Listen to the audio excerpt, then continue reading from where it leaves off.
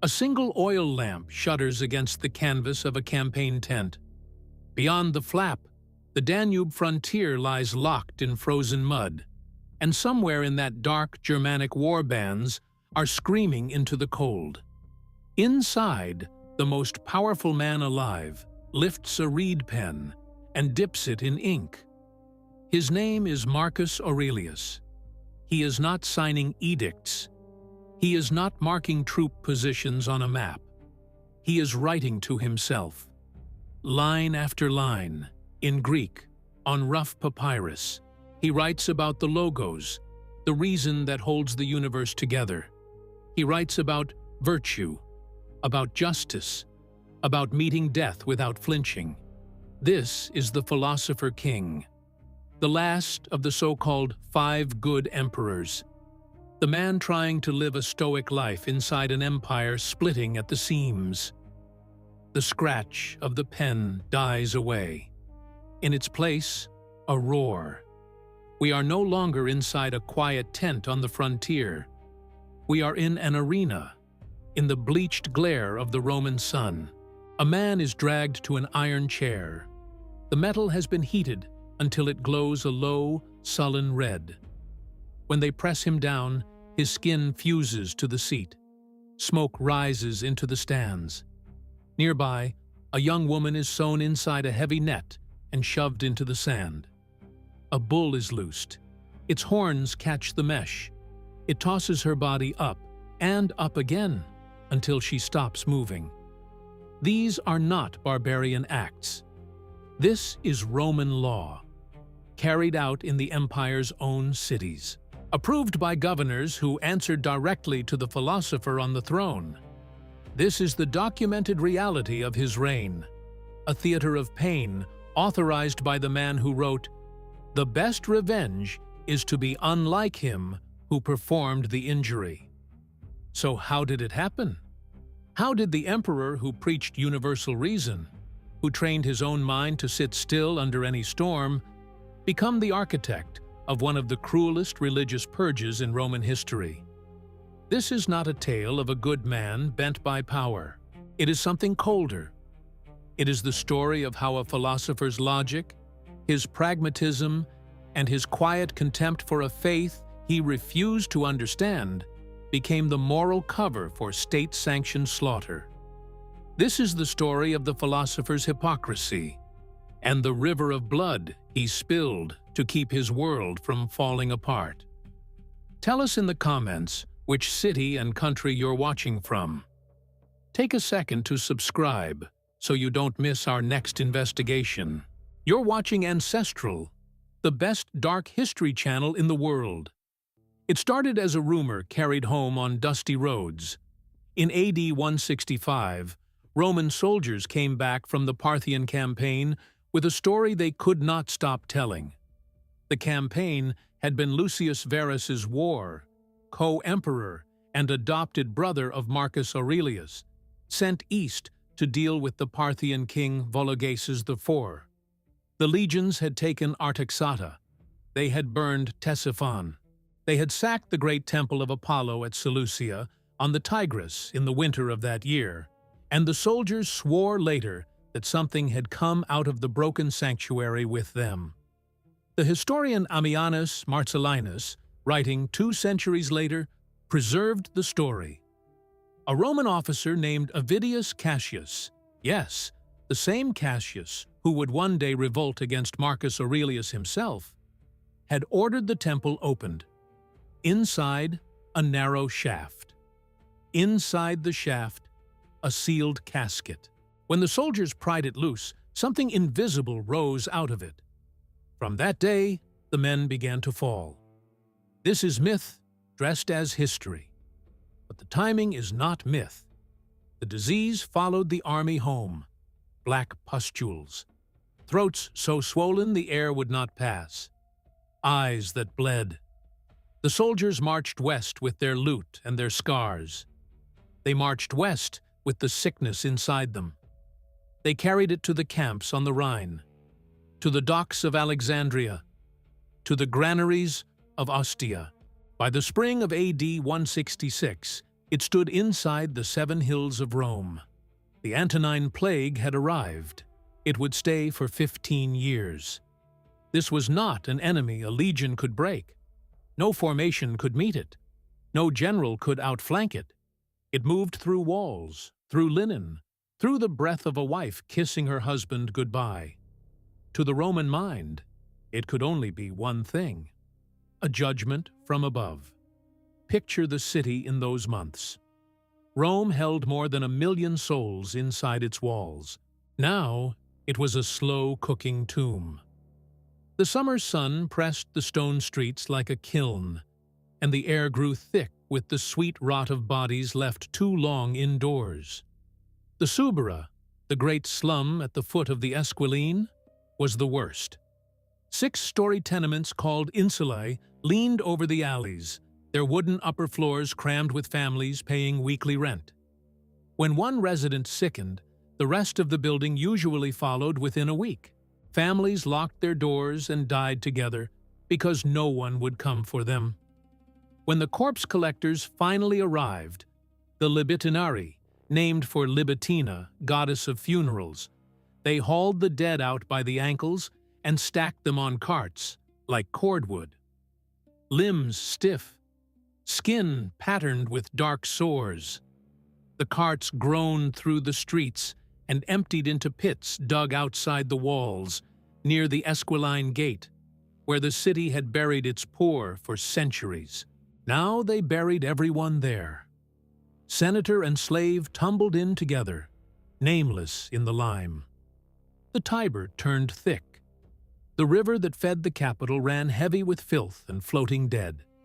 Downstream at Ostia, the harbor master ordered grain ships boarded and inspected, then gave up. The ships kept coming. So did the sickness. The sound of Rome changed too. Before the plague, the city sang with hawkers in 7 languages, with the wheels of grain wagons on stone, with the bark of magistrates in the forum, and the laughter rising from the baths of Trajan. Now there was a low, constant noise underneath everything: weeping. It rose from the tenements of the Subura. It drifted down from the painted villas on the Palatine. At night, only 2 sounds remained: the cry of mourners and the slow grind of cartwheels carrying the dead. The physician Galen of Pergamon was in the city during those years. He had arrived in Rome in AD 162 to make his reputation, and he had made it, court physician first to Lucius Verus, then to Marcus Aurelius himself, then to the boy Commodus. When the plague tore through the capital in 163, Galen fled south to his native Pergamon. He came back. He could not refuse a summons from the emperor. He wrote down what he saw with the calm of a man cataloguing stones. Fever for the first day, diarrhea the color of pitch by the 3rd, a dry cough, then ulcers blooming black across the skin, opening inside the mouth, inside the throat, inside the gut. The bowels passed blood. The breath stank. 2 weeks of this, sometimes more. Then death. For a few, survival, pitted, scarred, sometimes blind. At its worst, 2,000 people died every day in Rome alone. Cassius Dio, writing several decades later, would record that figure for a later wave of the same disease. He believed it understated the truth. Whole bloodlines vanished inside a single month. Names that had stood for centuries on the rolls of the equestrian order simply stopped being written down. There was no one left to write them. The Senate convened with empty benches. The legions on the Danube were so thinned that Marcus Aurelius would later be forced to do what no emperor had done in a generation: conscript slaves, gladiators, and even bandits from the mountains of Dalmatia to fill the ranks. The empire was not just dying, it was running out of bodies to defend itself. When a Roman did not understand a disaster, he turned to the gods. The relationship was simple, almost like a contract a merchant might sign. Rome offered the correct prayers, the correct sacrifices, the correct festivals on the correct days. In return, the gods granted the pax deorum, the peace of the gods. Crops grew. Borders held. Children survived their first winter. The plague meant only one thing. The contract was broken. The gods were not merely displeased, they were furious. So the city threw itself into a fever of devotion that bordered on madness. Sacrifices doubled, then tripled. The great altar of Jupiter, Optimus Maximus, on the Capitoline grew slick. Bulls were led up the steps in long files, throats opened by the priest's blade until the gutters ran red and the flies came in clouds. Old rites were dragged out of dusty scrolls, ceremonies no one had performed in generations. The lectisternium, an ancient ritual where statues of the gods were laid on couches and offered banquets like honored guests, was revived. Priests carried torches through the streets, chanting words half the chanters did not understand. The College of Pontiffs, led by Marcus Aurelius himself as Pontifex Maximus, sat through long nights debating which calendars had been disrespected, which festivals had been performed with the wrong-colored cloth. A new god was even imported. From Syria came the worship of a snake deity called Glycon, promoted by a charismatic prophet named Alexander of Abonoticus.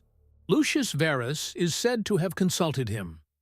The satirist Lucian of Samosata, who lived through these years, wrote that Alexander sold a remedy for the plague, a single verse to be carved over the doorway of any house. The verse promised the disease would pass it by.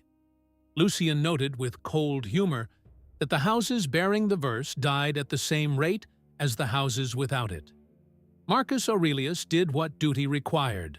He ordered the Sibylline books opened, Rome's most sacred prophetic texts, kept in the Temple of Apollo on the Palatine, consulted only in moments of true catastrophe. The priests read, they prescribed, the emperor obeyed. Long processions of citizens, every class walking together, marched through the city, beating their chests and begging for mercy. They moved from the Capitoline down the Sacred Way, through the Forum, past the still blackened beams of buildings the plague had emptied, and out to the Campus Martius. The plague did not stop. The bodies kept coming. The wailing did not end. And here is where fear becomes something else. When prayer fails, terror sours into suspicion. The reasoning was quick and ugly. If the gods were still angry after all of this, then someone inside the empire must be sabotaging the offerings. Someone was poisoning the spiritual air. Someone was holding the Pax Deorum shut by force. The mob began to look around for a face. They found one. To the average Roman, the Christians were already strange. They met in private. They refused public office. They would not stand at the festivals.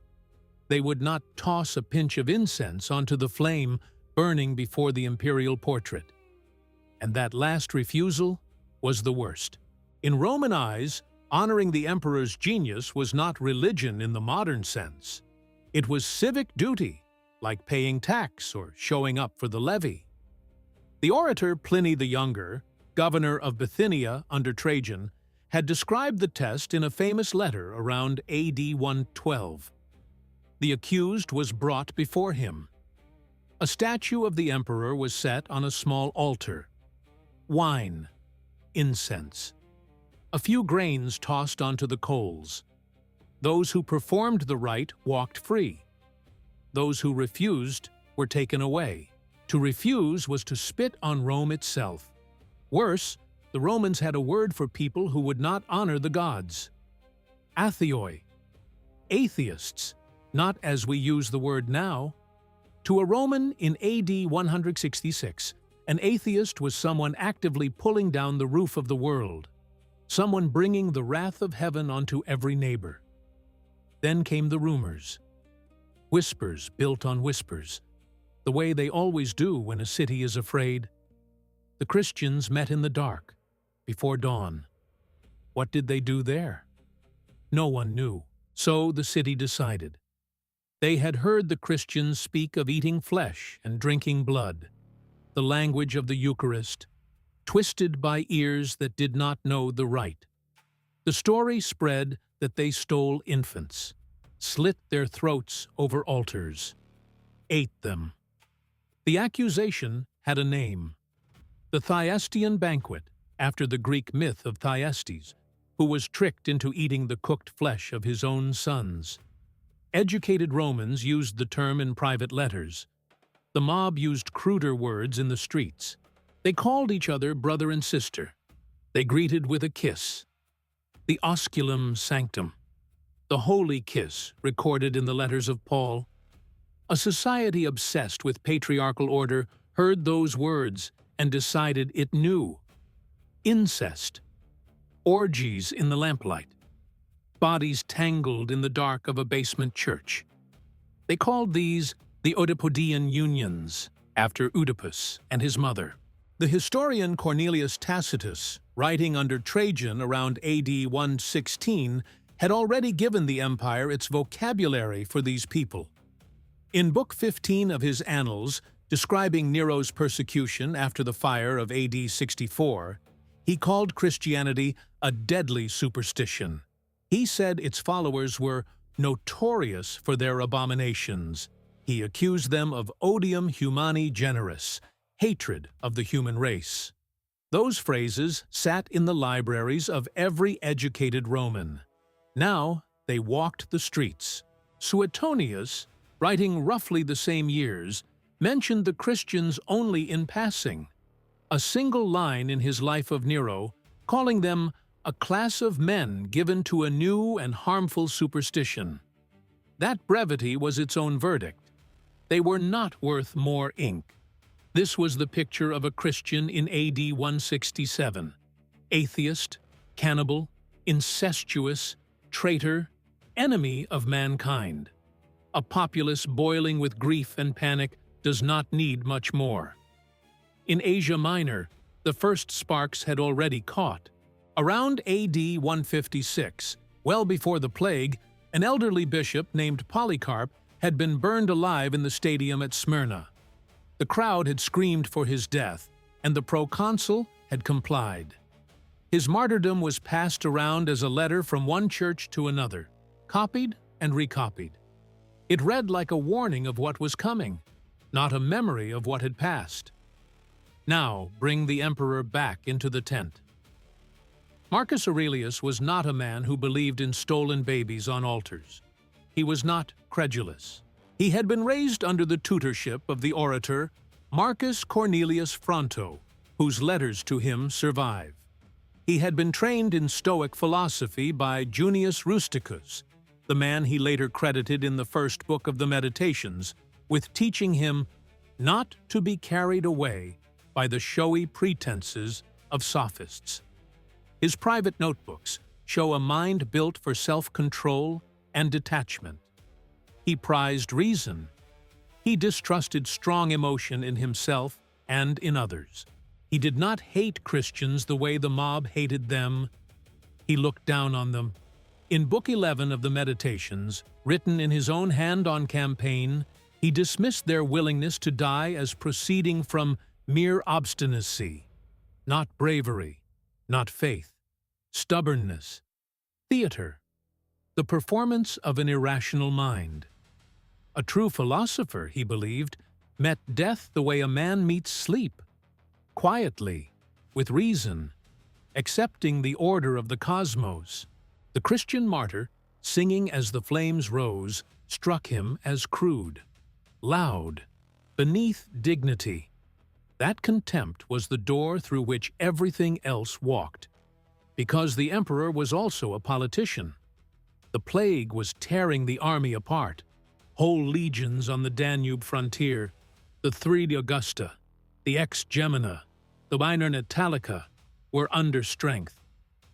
The treasury was bleeding so badly that in AD 169, Marcus Aurelius, would hold a public auction in the Forum of Trajan, selling off the imperial household's jewels, silk garments, gold cups, and his wife Faustina's own crystal vessels to pay the soldiers.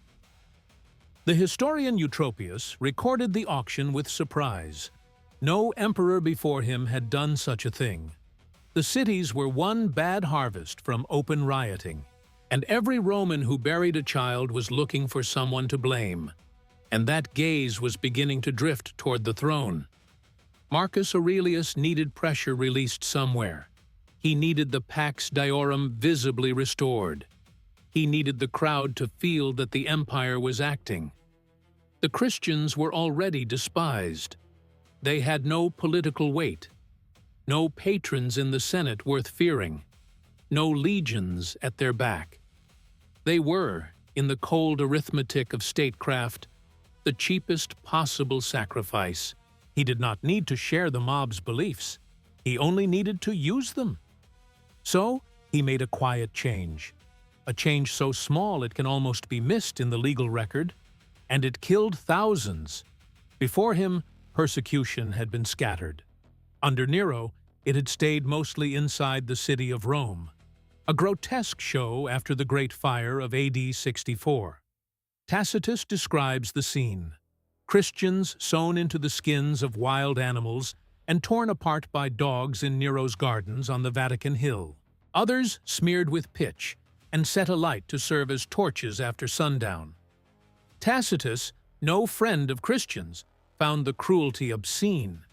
He wrote that the people pitied them, feeling that they were being destroyed not for the public good, but to gratify one man's cruelty. Under Trajan, the rule was almost cautious.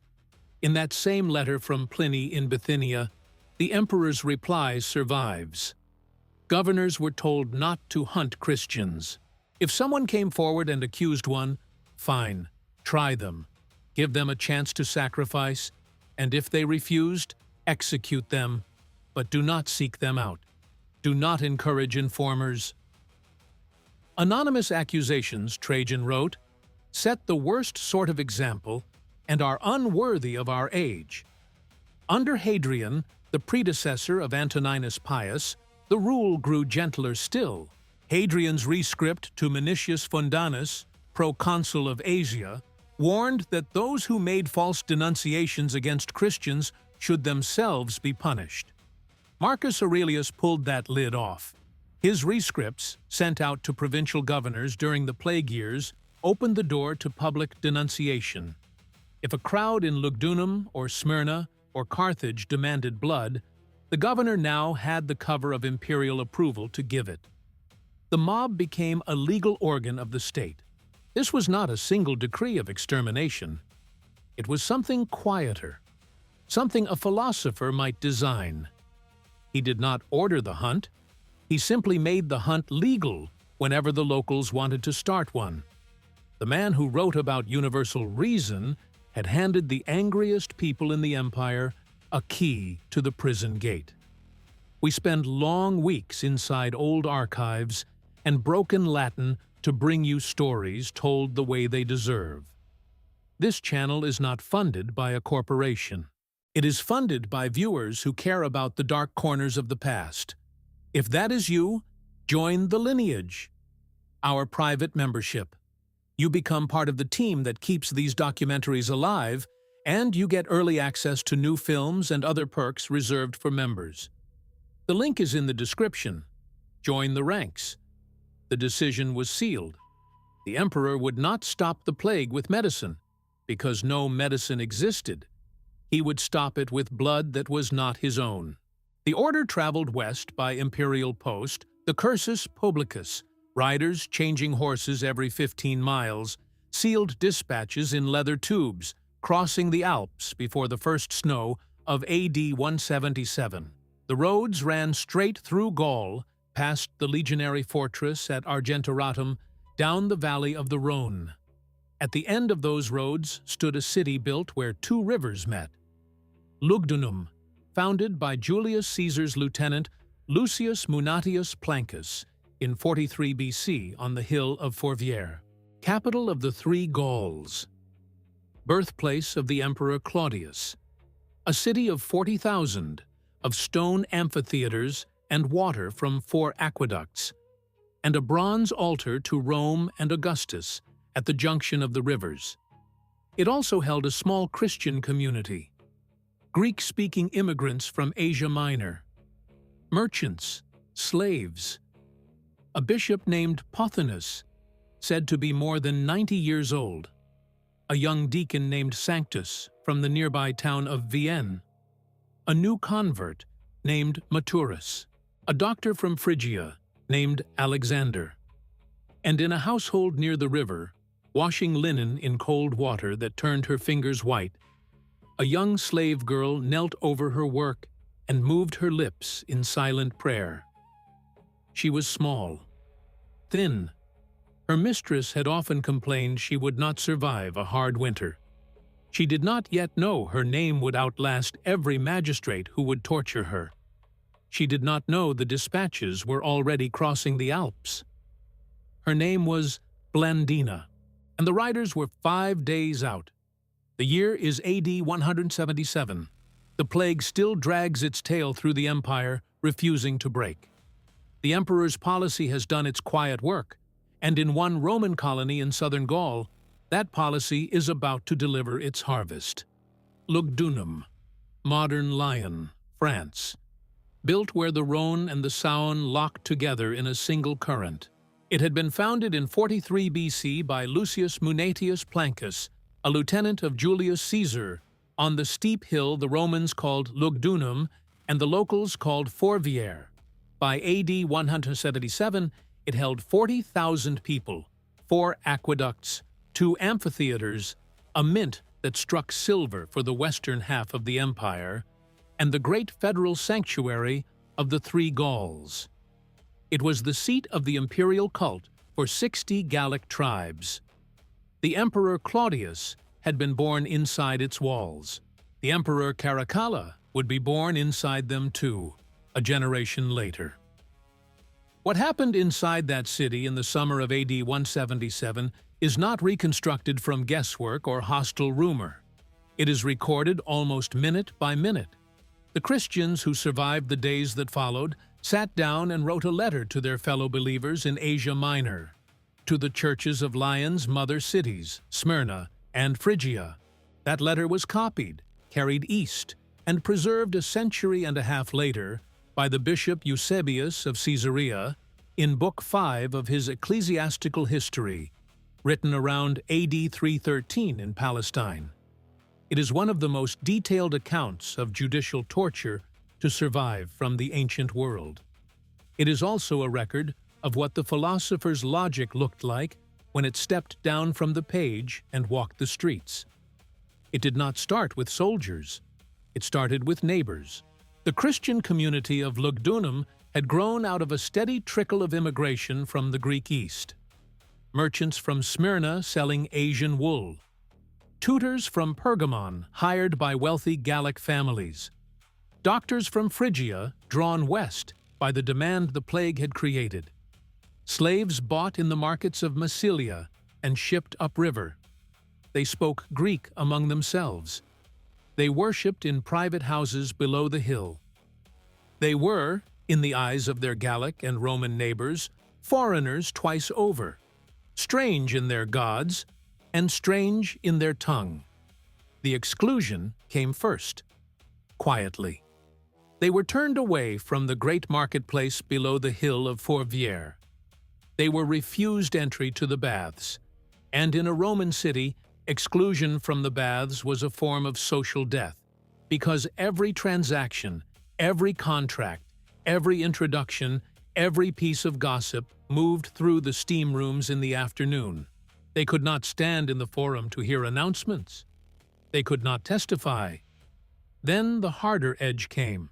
Stones in the street, spit on the cloak. Doors kicked in at night. Property taken. A widow's furniture carried off down the alley while neighbors watched. The governor of Gallia, Lugdunensis, sat above this and let it run. His name does not survive. The letter writers either did not know it or chose not to give him one. He had reasons to wait. The annual festival of the Three Gauls was approaching. The great assembly at the foot of the hill where the rivers met, presided over by the Sacerdos Romae et Augusti, the high priest of the imperial cult, an office that rotated yearly among the most prominent men of Gaul. The festival drew delegates from 60 tribes. The plague had thinned the crowds in recent years. A spectacle would refill the benches. A spectacle with a moral lesson would do better still. He waited for the city to come to a boil. When the Christians were finally dragged before him in chains, the populace was no longer a crowd. It was a verdict. The letter names the prisoners. It refuses to let them be a number. Pothinus, bishop of the city, over 90 years old, born when Trajan was emperor, around the year AD 87. He had been sent west from Asia Minor as a young man, possibly by Polycarp of Smyrna himself, the same Polycarp who had been burned alive in the stadium of Smyrna in AD 156, while the proconsul Quadratus watched. Pothinus had carried that memory across the Alps. He had been carried to the tribunal of Lugdunum because he could no longer walk. His chest moved in shallow pulls between sentences.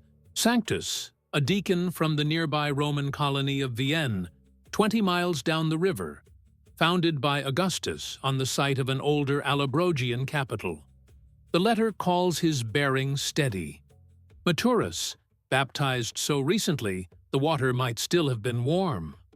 Attalus of Pergamon, a Roman citizen by birth, a man of standing in the city, the kind of defendant whose name should have bought him a private execution under the Lex Julia.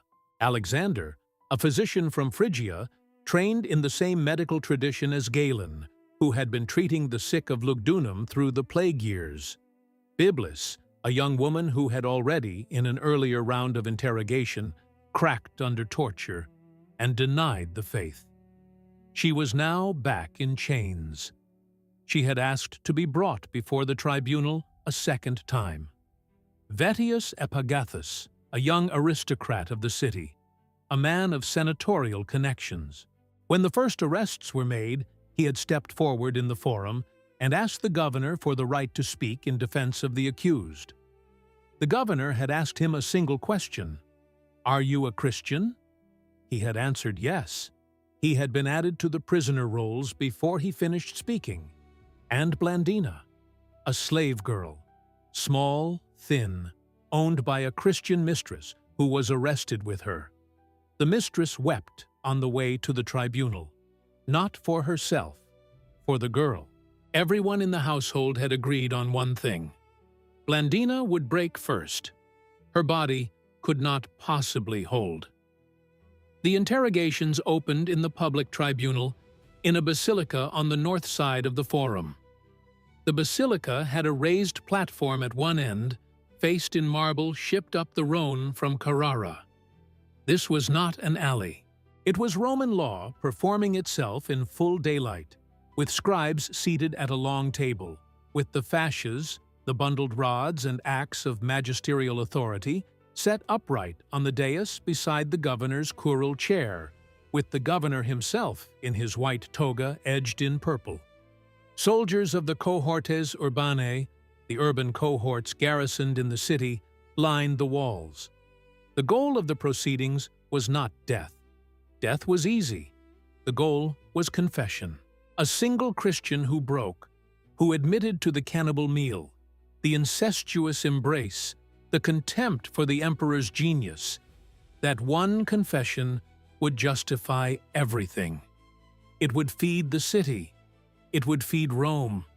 It would prove to a panicking empire that the Pax Deorum was being repaired by good Roman hands. It would give the governor a dispatch worth sending to the imperial post. The torture, then, was not punishment. It was an instrument. It was rhetoric written on the body. The first round used the standard tools of provincial interrogation, catalogued in the legal manuals later compiled in Justinian's Digest. The flagrum, a short whip with leather tails weighted with lead pellets and shards of bone. Strokes across the back peeled the skin in strips. Then the equilius, the wooden rack, ropes drawn through pulleys at the wrists and ankles. Joints came out of their sockets, with a sound the scribes did not record, but which the survivors remembered for the rest of their lives. Some prisoners did break. The letter names the ones who fell, about 10 of them, ordinary members of the community who collapsed in the first hours and offered the sacrifice. The letter does not condemn them. It calls them stillborn, with sorrow, and notes that several later asked to be brought back and added to the trial. Biblis was one of these returners. The hardened prisoners did not confess. So the governor moved up the catalogue. The ungulae came out, iron claws on long handles, designed to hook beneath the skin and tear away muscle. These were applied to the flanks and ribs. Still, the answers did not come. The governor turned on Sanctus. He had decided that the deacon would crack first, and that cracking him in public would unravel the rest. The interrogators asked the standard 4 questions of Roman law, the same 4 questions Pliny the Younger had used in Bithynia 60 years earlier. What is your name? What is your city? What is your station? Free or slave? Who are your parents? Sanctus answered each one with 2 Latin words. Christianus, sum. I am a Christian. They asked again. Same answer. They asked louder. Same answer. The governor leaned forward in his curule chair. The same 2 words came back across the floor of the basilica, echoing off the marble. The interrogators brought out plates of brass that had been heating in a brazier in the corner of the chamber. The plates were lifted with tongs. They were pressed against the soft places of his body, the groin, the armpits, the soles of the feet. The letter says, the smell filled the tribunal. Scribes on the long table set down their styluses. His body twisted against the bindings. His shape became, in the words of the survivors, something no longer easily called human. The skin of his back was a single open surface. He gave them the same 2 words. They carried him back to the prison. The carcer dug into the slope of the hill. 3 rooms cut from limestone. No light, no straw. They expected him to die in his cell that night. He did not. The letter records that when they brought him out again for a second round of interrogation several days later, his body, which had stiffened into a single deformed shape, was somehow loose again. The torturers, the survivors wrote, found themselves working on a different problem than they had left. Pothinus, the old bishop, was brought before the governor in those same days. The governor, sitting in his curule chair, leaned forward and asked the question of the right. Who is the God of the Christians? The old man looked up from where the soldiers had set him on his feet. He answered, If you are worthy, you will know. The governor signaled. The soldiers and the crowd in the basilica fell on him there in the chamber. Fists, boots, anything thrown from the gallery. They carried him back to the carcer, still breathing. He died in the dark of the prison 2 days later, without water. Then it was Blandina's turn. The governor's torturers worked her in shifts. The letter is specific about this. Morning to evening, fresh men relieving exhausted ones at the change of the watch. Each shift brought a new technique. The flagrum, the rack, the claws, the heated iron. The survivors wrote that the torturers themselves grew confused. Any one of the procedures they performed on her, they said openly, should have killed her. Her ribs were exposed, her shoulders dislocated and reset and dislocated again. The letter uses one phrase that the Greek text of Eusebius preserves. Her body had become one wound and one bruise, and had lost the shape of a body. When the torturers paused to breathe, she spoke. Always the same line, I am a Christian, and among us no evil is done." The survivors wrote that the words seemed to refresh her. The torturers heard her speak and grew more furious, because the speaking proved she still had breath to spend. By nightfall, they gave up, not because she had died, because they had run out of ideas. She had broken the men who were trying to break her. The governor's plan was unraveling. The tribunal had been designed to produce confessions for the public. It was producing the opposite. Word was moving through the city, not of the prisoners' guilt, but of their endurance. A confession refused publicly enough begins to look like an accusation against the man demanding it. Slaves carrying water from the public fountains repeated the slave girl's line in Greek to other slaves. Soldiers off duty drank in the wine shops and answered questions they should not have answered. He needed a single act large enough to bury the doubt. He announced the games. The survivors would be sent to the beasts in the city's amphitheater as the closing event of the annual festival of the Three Gauls. The execution of the Christians was bolted onto the program as entertainment.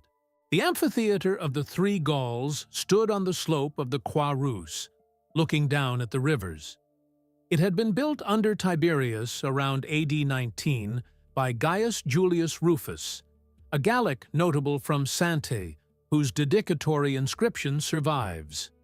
Stone benches in tiers. Capacity around 20,000. By the morning of the games, the benches were filled. Delegates from the 60 Gallic tribes in their painted cloaks. The sacerdoce of the imperial cult in white. The governor in the box above the eastern gate. Maturus went in first, with Sanctus beside him. The deacon could barely walk. His body was still the wound the tribunal had made of it. He had to be supported across the sand. They were forced to run the gauntlet. 2 lines of men with leather whips standing on either side of a narrow path. Then the bestiari, beast handlers, slaves trained in the imperial schools at Capua, loosed the animals from the cages set into the eastern wall. The beasts mauled them, tore them across the sand. Neither died. So the iron chair was carried out into the arena and set in the open. It had been heated on a brazier in the holding cells beneath the seats, a cathedra feria, of a kind that appears in the older martyr accounts going back to the persecutions in Bithynia. They forced the 2 men down onto it. The letter writes that the smell of cooking flesh rose into the upper tiers, and that the crowd nearest the front pulled their cloaks across their faces. Sanctus, on the chair, said the same 2 words again, Christianus sum. Maturus died there. Sanctus did not. A gladiator finally walked out across the sand and cut his throat with the short blade called the sica. Attalus was brought out next. He had been paraded around the perimeter of the arena first, with a placard hung on his chest written in Latin. This is Attalus the Christian. A slave in the crowd shouted that he was a Roman citizen, and the governor remembered the law just in time. Citizens could not be executed in the arena without consulting the emperor. He had Attalus dragged back to prison while a courier was sent south to Rome with the question. The answer came back several days later. Marcus Aurelius's rescript was simple. Citizens who confessed Christianity were to be beheaded. The rest, the non-citizens, were to be sent to the beasts. Apostates, those who recanted, were to be released. The philosopher had answered from his desk on the Danube, and his answer made fine legal distinctions. Attalus was returned to the arena anyway, by the governor's choice, and placed on the iron chair before he was finished off. When the smoke rose from his body, he turned his head toward the crowd and said, in good Latin, "This is what you do. Eat men. We do not eat men, and we do no other evil." The letter preserves the line. Alexander the physician was brought out and set on the chair beside him. He died without making a sound. The letter notes the silence with care. Then Blandina. They brought her out with a boy of 15 named Ponticus. He had been arrested with her group, the youngest of the prisoners. The governor's last calculation was that the slave girl who had survived a full day of torture would finally break if she watched a child suffer. She was made to stand and watch. She spoke to Ponticus across the sand in Greek, the language of the home he had grown up in. The letter records that she encouraged him through every torment, and that the boy held until his body could hold no longer. He died on the sand, looking at her. The crowd did not cheer. Something in the tone of the amphitheater had begun to shift. The letter writers, watching from the prison or from sympathetic places in the stands, noticed. The shouts had thinned. Faces were turning down. A woman in the lower tier was seen to cover her child's eyes and not uncover them. For Blandina, the governor had saved a particular ending. They wrapped her in a heavy fishing net, the kind used by the bargemen on the Saône, coarse hemp, knotted by hand at the docks below the confluence. They led her out into the open. A bull was released from the gates beneath the seats. The animal came across the sand and caught her with its horns through the mesh. It threw her up. It threw her again. It dragged her in a half-circle. Her bones broke against the ground. The net tangled around the horns and the body together. The letter writes that she did not seem to feel the goring, because her mind, by then, was somewhere else. The crowd was silent now. The letter is explicit. The silence was the strange silence of an arena that has lost its appetite mid-bite. When the bull was finally driven off, she was still breathing. A soldier walked out with a short blade and finished her on the sand. What the governor did next is the act of a man who has lost an argument and refuses to admit it. He refused the bodies to the Christian community. He posted soldiers around the corpses and left them in the open for 6 days. Dogs came at night. What the dogs left, the soldiers swept up. The bones were burned on a public pyre on the gravel bar below the confluence. The ashes were carried in baskets to the Rhône and tipped into the current where the river runs fastest, just below the point where the Saône joins it. He had a stated reason. The Christians believed in the resurrection of the body. He would deny them a body to resurrect. He boasted of it openly. The letter quotes the executioners as saying, "Now let us see if they will rise again, and if their God can save them out of our hands." He believed he had ended the matter. He believed the ashes drifting south past Vienne, past Valence, past Arelate at the mouth of the river toward the Mediterranean, were the last of this thing in his province.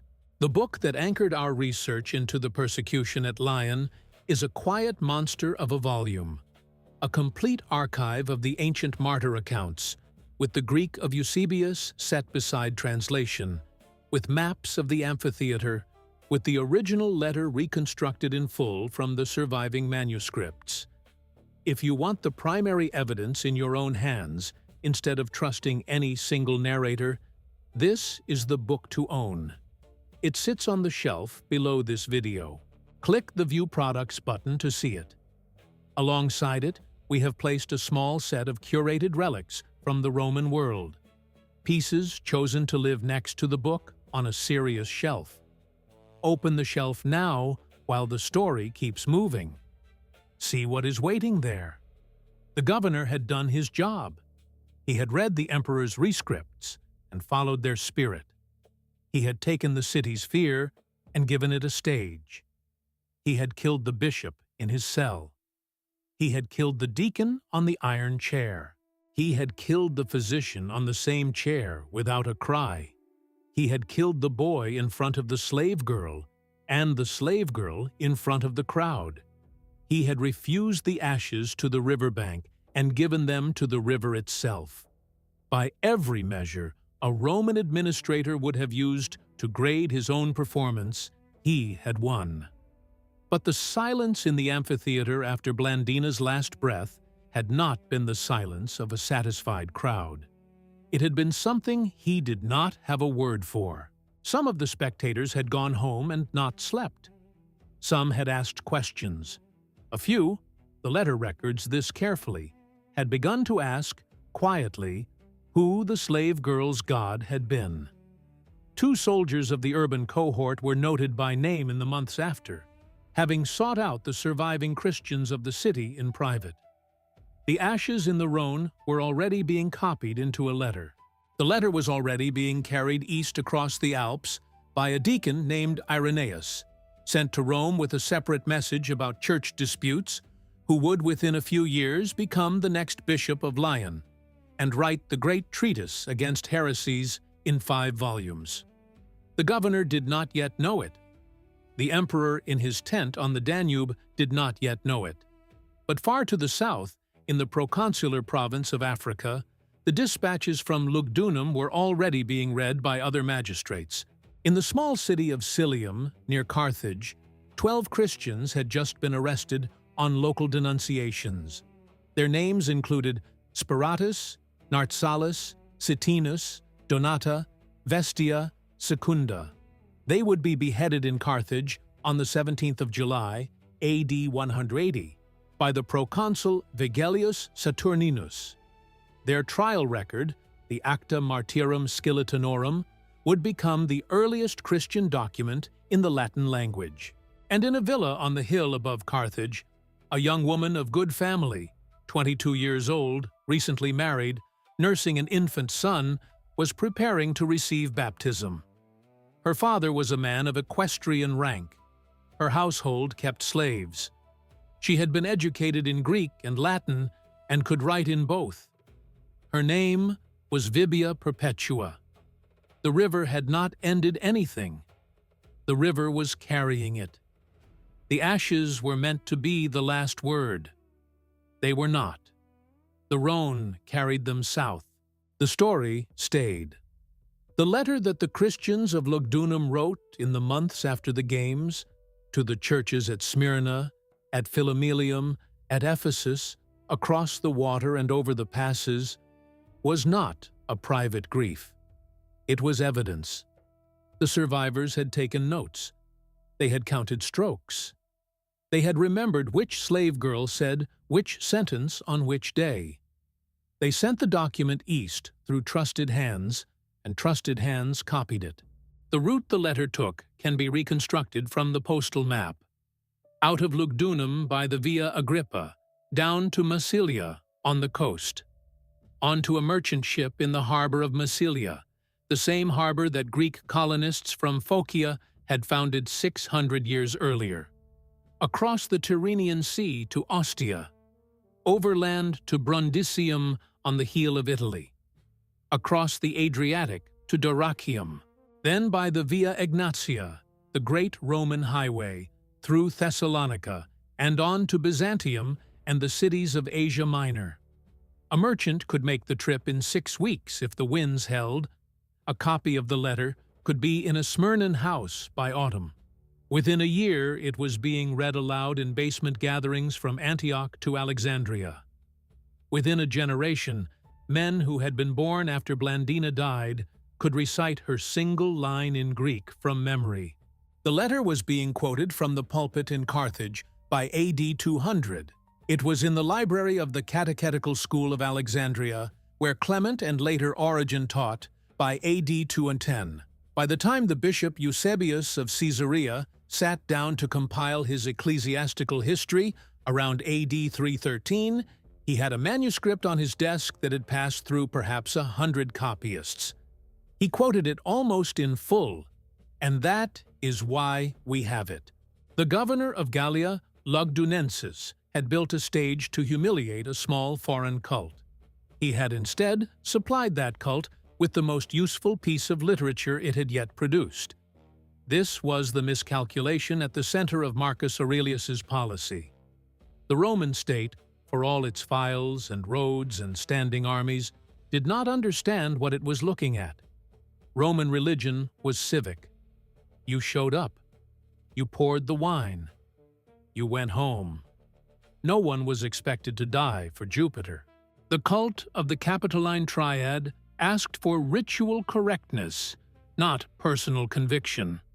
The cult of Vesta, tended by the 6 priestesses on the southern edge of the Forum, asked only that the sacred flame never go out. The mystery cults of Isis and of Mithras, which had spread through the legions during the plague years, asked for initiation fees and discreet attendance. None of them asked a man to die for them. Christianity was something else, and the empire had no vocabulary for it. When the crowd at Lugdunum watched a 90-year-old bishop refuse to recant in the basilica, when they watched a deacon repeat 2 Latin words through a screen of his own burning skin, when they watched a slave girl outlast the men paid to break her, what they saw did not fit any category they had brought with them to the benches. The state had promised them a satisfying punishment. It had delivered something the official program could not absorb. A pagan walking home along the sacred road below Fourvière that night was carrying a question he had not arrived with. What did the slave girl know? The numbers tell the rest of the story in a different language. In AD 100, a generation before the persecution, modern historians of late antiquity, drawing on epigraphic evidence and the work of the sociologist Rodney Stark, estimate there were perhaps 7,000 Christians in the entire Roman Empire. By AD 200, 20 years after Marcus Aurelius's death, the figure had grown to around 200,000. By AD 300, the year before Diocletian's persecutions began, it had passed 6 million. By AD 350, after Constantine, more than 30 million. The curve does not bend at the persecutions. It steepens at them. A generation after Lugdunum, in Roman Africa, a lawyer named Quintus Septimius Florens Tertullianus put the principle into a single sentence. Tertullian was born in Carthage around AD 155, the son of a Roman centurion in the proconsular cohort. He was trained in rhetoric and Roman law in the basilica courts of the Carthaginian Forum, and he wrote in a Latin so sharp that even his pagan opponents borrowed his phrases. Around AD 197, he composed his Apologeticus, an open address to the provincial governors of the empire, defending the Christians against the standard rumors. In the 50th chapter, he wrote the line that would outlast Rome itself. Plures efficimur, quotiens metimur a vobis. Salmon est sanguis Christianorum. The more you cut us down, the more we grow. The blood of Christians is seed. It was not a metaphor. It was a description of what had actually happened at Lugdunum and at Smyrna under Polycarp in AD 156, and at Pergamon under the proconsul Quadratus, and at Cilium in AD 180, and at Carthage in AD 203, when a young noblewoman named Vibia Perpetua would be gored by a heifer in the amphitheater of Thuburbo, and finished by a trembling young gladiator whose hand she would guide to her own throat. Her prison diary, The Passion of Perpetua and Felicitas, would be read in the African churches every year on the 7th of March for the next 2 centuries. Augustine himself, writing 200 years later, complained that the congregations preferred her diary to the canonical scriptures. Tertullian had read the martyr letters. He had seen what the executions did to the spectators. He knew the equation that the philosopher on the Danube had failed to see. Every iron chair in the arena was an advertisement. Every gladiator's blade was a printing press. The consequences ran past religion. They ran into politics. Marcus Aurelius had wanted order above all things. The Meditations returned to the word again and again. The cosmos was a single rational structure, the logos, and the wise man trained himself to align with that structure the way a good citizen aligned with the laws of his city. Disorder was the enemy. Christians, in the emperor's reading, were a source of disorder. Small, obstinate, irrationally devoted, refusing the basic civic rituals that held the Pax Deorum in place. The Stoic solution was clean. Isolate the disorder. Apply force. Restore the pattern. It produced the opposite of order. The persecutions did not dissolve the Christian community. They compressed it. They forged it into a single body, with shared scars and shared names to remember. The martyrs became the calendar. The dates of their deaths became feast days. The Bishop of Lyon, who came after Pothinus, a man named Irenaeus, born in Smyrna around AD 130, who had studied as a young man under Polycarp himself, had been away in Rome the summer of the persecution, carrying a letter from the Lyon community to the Bishop of Rome, Eleutherius. He returned to find his church gone. He rebuilt it. Between AD 180 and AD 199, he wrote Adversus Heresies, 5 books in Greek that gave the Western Church its theological backbone. He died around AD 202, and the tradition that grew up around him said he too was killed in a persecution under Septimius Severus, though the earliest sources say only that he died. The line of bishops he had begun would run unbroken from Pothinus's prison cell forward through every century that followed. The state had tried to make villains. It had supplied saints. The story those saints carried was, in the cold language of competition, simply better than the story the empire was telling. The official cults offered ritual and civic belonging. Christianity offered something the old gods could not match. It offered a heroic role to a slave. It offered a foreign physician from Phrygia the same standing before God as a senator from the Palatine. It offered a slum dweller in the Subura a story in which his death meant something 1,000,000 people would remember. A philosophical pamphlet about accepting fate, however well written, could not compete with the story of a girl in a net. It also offered, in practical terms, something the empire was no longer reliably delivering: care for the sick during plague, burial for the poor when the libitinarii refused to come, food for widows, a network of welfare that crossed provincial borders.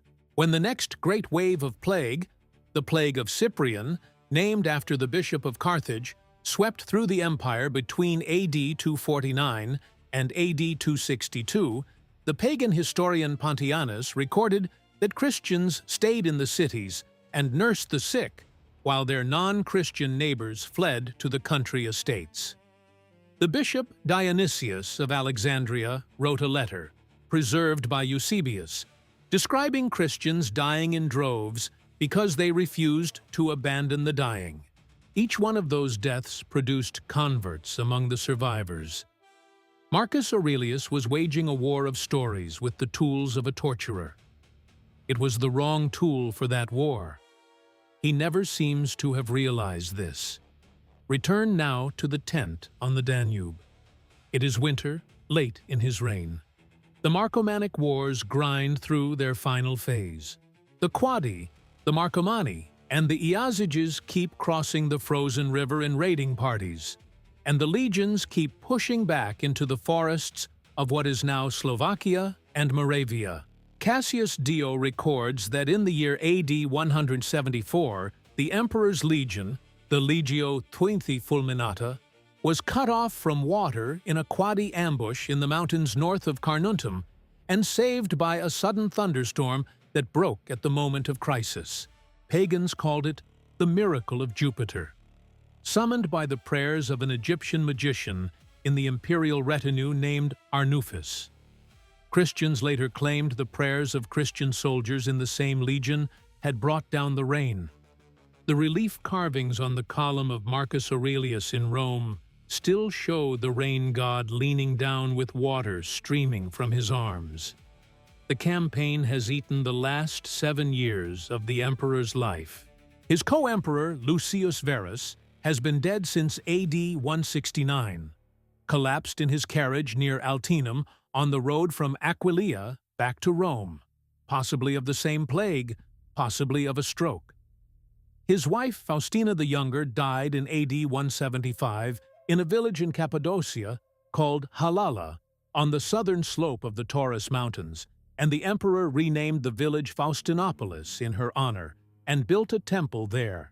His son, Commodus, the only surviving male heir of the 14 children Faustina bore him, is 19 years old and has been campaigning alongside him since AD 178. The lamp burns on the small camp table. The fuel is olive oil, shipped north in amphorae from Baetica in southern Spain. Modern Andalusia, by way of the river port at Lugdunum itself. The emperor's ink is mixed from soot and gum, Arabic, and water. His pen is a sharpened reed cut from the marshes of the lower Nile. Outside, the camp moves in its familiar rhythms.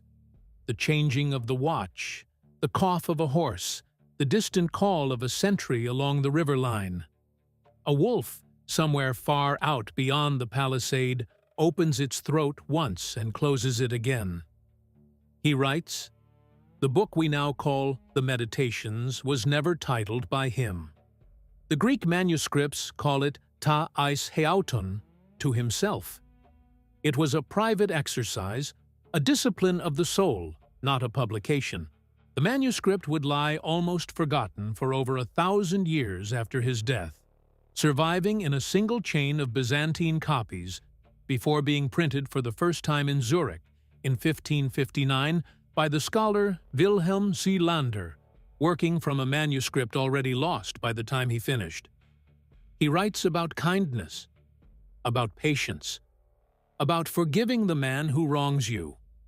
He writes, in Book 6, the best revenge is not to be like him. He writes, in Book 8, men exist for the sake of one another. Teach them or bear with them. He writes, in Book 11, the line that names the Christians directly, that their willingness to die comes not from reason, but from mere obstinacy.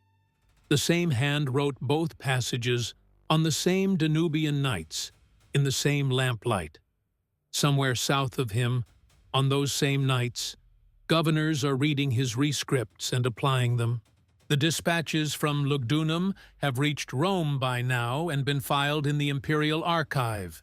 The next batch of denunciations is coming in from Africa, where the proconsul Vigelius Saturninus will execute the 12 Christians of Cilium on the 17th of July, AD 180, in a basilica in Carthage, with a simple sword stroke and a court record so short it fits on a single page. The first words of the surviving record read, "In the consulship of Praesens, for the second time, and of Claudianus, on the 17th of July, at Carthage, in the council chamber." The names that follow are the oldest list of Latin Christians whose deaths are documented.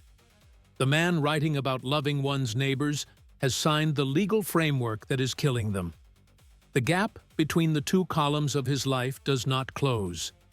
He never reconciles them in the Meditations. He may not have noticed they were two columns. The journal was his private hygiene.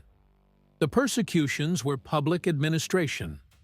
The philosopher and the emperor lived in the same skull and did not speak across the table. The verdict on his reign is harder than the marble busts suggest. The Antonine Plague, by modern estimates from epidemiologists working from Galen's case descriptions and surviving census data from Egyptian villages like Karanis in the Fayum, killed between 5 and 10 million people across the empire, somewhere between 7 and 10% of the population. The legions never fully recovered the manpower they lost. The Egyptian tax registers show entire villages reduced to a third of their previous head counts within 2 years. The frontier the emperor had bled to hold would, within 2 generations, begin to give way for good. His son Commodus, whom he raised to the purple at his side, would prove unfit for the office almost from the day he inherited it alone. Commodus would dress as Hercules in the arena, fight as a left-handed gladiator against opponents armed with wooden swords, and rename the months of the year after his own titles. He would be strangled in his bath by a wrestler named Narcissus on the last day of AD 192. The year of the 5 emperors would follow, and the long crisis of the 3rd century would follow that. 50 years in which Rome had at one point 26 different emperors and average reigns of less than 3 years. And the faith Marcus Aurelius had tried to suppress would, within 150 years of his death, be sitting on the throne. In October AD 312, the Emperor Constantine would see his vision before the Battle of the Milvian Bridge on the northern outskirts of Rome and order the Chi Rho, the first 2 Greek letters of the name of Christ, painted on his soldiers' shields. He would defeat Maxentius in the river by the bridge, and Maxentius would drown trying to retreat across a temporary pontoon. In February AD 313, Constantine would meet his co-emperor Licinius in Milan and sign the document we call the Edict of Milan, ending official persecution and ordering the restoration of confiscated Christian property. By AD 380, under Theodosius III, Christianity would be the official religion of the Roman state by the Edict of Thessalonica. The Temple of Jupiter, Optimus Maximus, on the Capitoline, whose altars had run red during the plague years of Aurelius, would fall into disuse. The Sibylline books would be burned around AD 405 by the general Stilicho on the orders of the Emperor Honorius. The Vestal flame in the Forum would be extinguished by imperial decree in AD 394. The priestess Quilia Concordia, the last Virgo Vestalis Maxima, would lay down her office and retire into private life.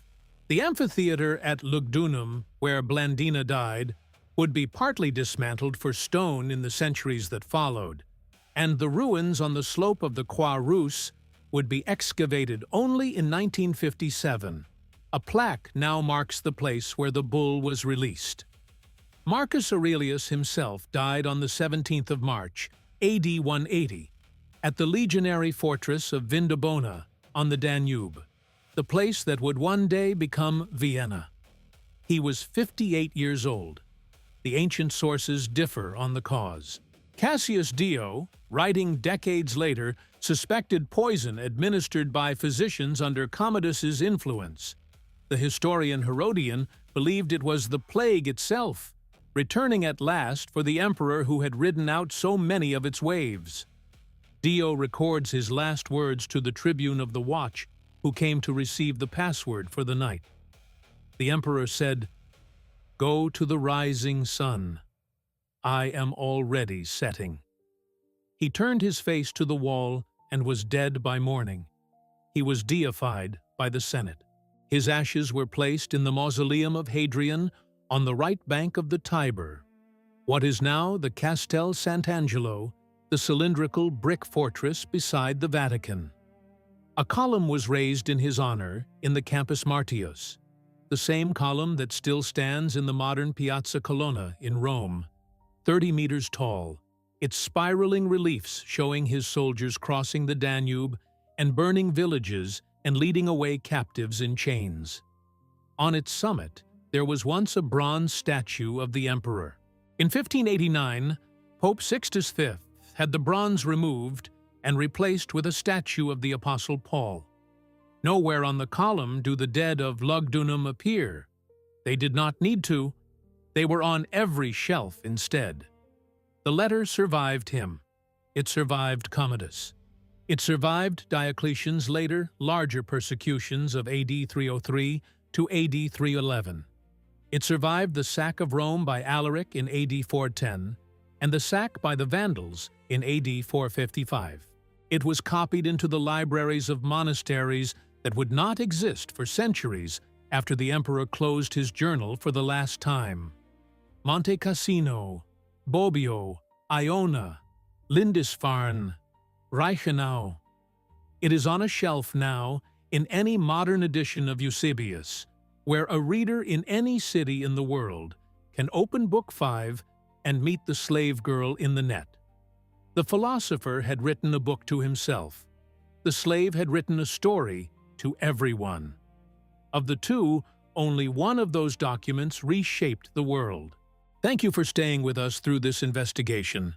If the story moved you, leave a comment, hit the like, and send this video to the one person in your life who needs to see how clean reason can write a very bloody decree. You've just watched another premium documentary by Ancestral, your ultimate history hub on YouTube. Now look at your screen. Another descent into the dark archives is opening for you right now. Click the video appearing on the right. The next story is already waiting.